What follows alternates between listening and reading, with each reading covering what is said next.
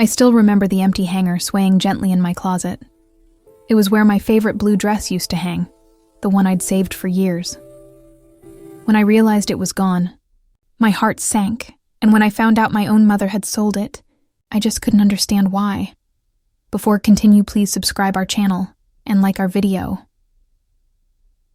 Growing up, my mom and I were close, but not the kind of close you see in movies. We didn't hug much, and she wasn't great with words, but she always made sure there was food on the table and warmth in the house. We lived in a small Midwestern town where everyone knew everyone. Our house had peeling paint and old curtains, but it was home. I was her only child. My dad had passed away when I was little, and she never remarried. She worked long hours at the local factory, sewing clothes for other people. Wedding gowns, uniforms, little dresses for girls she'd never even meet. When she came home, her fingers were rough, her back ached, but she still asked how my day had been. We didn't have much, but I learned to treasure what we did have. And my favorite dress, that soft blue cotton one with tiny white flowers, was one of those treasures.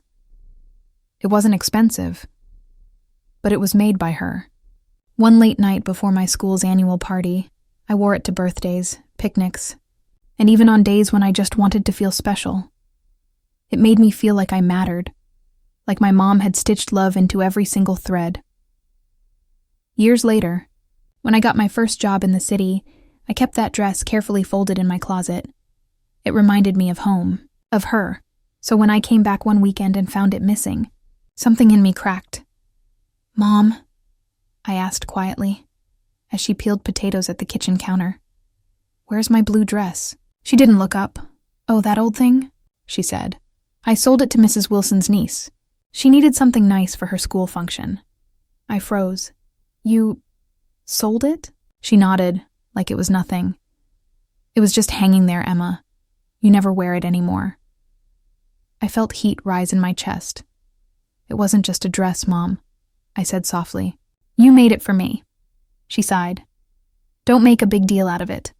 We needed the money." That word, needed, stung more than the loss itself. I had just sent her money the week before for bills. What could be so urgent?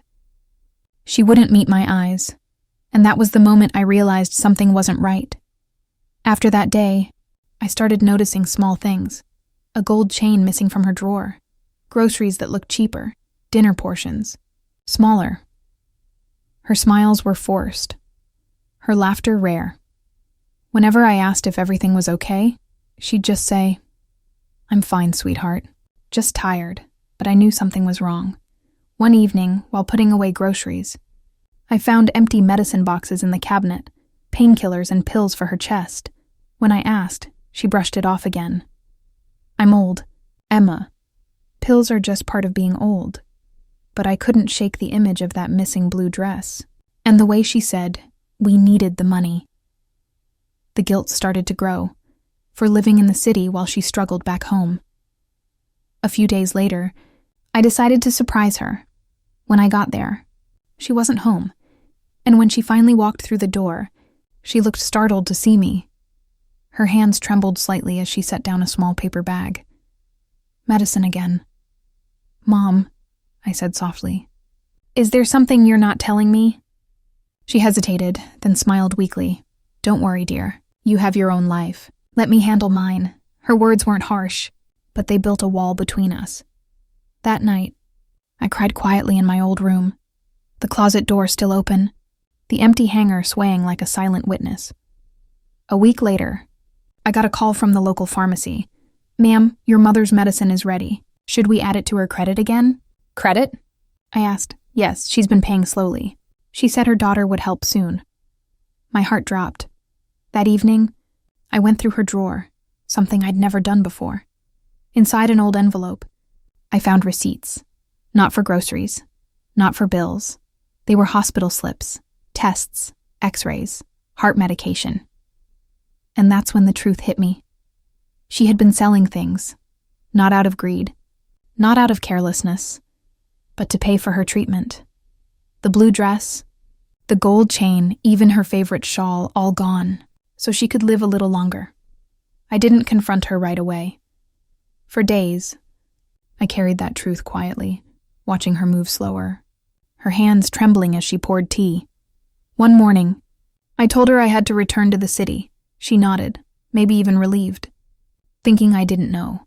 But I had a plan. I spoke to her doctor, arranged for her checkups to continue under my name, and cleared her pharmacy credit.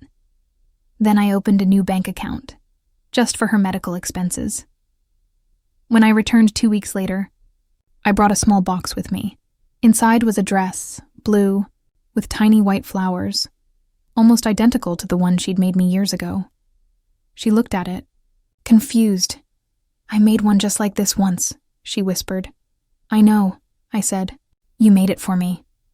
Her eyes filled with tears. "You found out, didn't you?" I nodded.